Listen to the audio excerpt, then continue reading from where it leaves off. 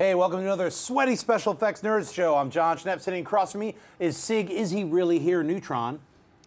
Am I? And what we are going to talk about is Your Screen's Screen. One of my favorite all-time films ever is Videodrome. It's David Cronenberg's masterpiece about living inside a television and what does that do to your mind.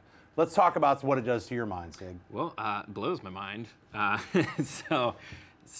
One of the coolest scenes, there's a lot of effects centered around a TV, and there's a scene where it starts rippling and there's veins and stuff. Yeah. They actually, Rick Baker and his team, they actually teamed up with another guy, and he actually constructed an organ that was hooked up to an air pressure machine. And so to get all those different rippling effects, he was actually playing on all the keys, and it was making all this stuff ripple. Wow, so instead of like 8 sweaty guys with weird prosthetic tubes and pushing, it was one dude with an organ playing all of it. That's pretty amazing. Yeah. Also, I love that with the weird Giger style, like mechanical gun that comes out of the TV, and also comes out of, I guess, James Woods' chest after he inserts a video disc. Video cassette into his stomach. How do they do that? Yeah, so it's another like forced perspective trick. Like he's actually sitting further back, and this is the fake chest. So he's like sticking it in there, and when he stands up, actually, you'll note if you play back the if you watch it and you know this, there's his whole arm right here is actually fake. The arm that's stuck in here, it's actually an arm prosthetic. And Rick Baker said they had a problem with shrinkage, and so if you look, it's actually a lot smaller than his hand. Oh, wow.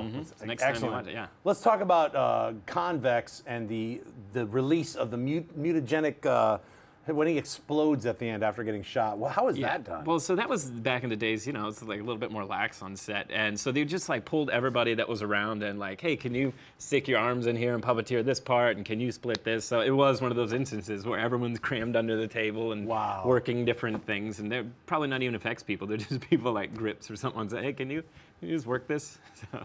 Yeah, I remember reading about when at the very end when James Woods is in that abandoned ship and the TV explodes, that they couldn't get the TV to explode right, so that literally it was all the meat that was inside of it was sitting outside for like 4 or 5 days. Yes. So when they exploded it, the entire set smelled of death in the worst way possible. It was one of the most horrific experiences that the crew experienced.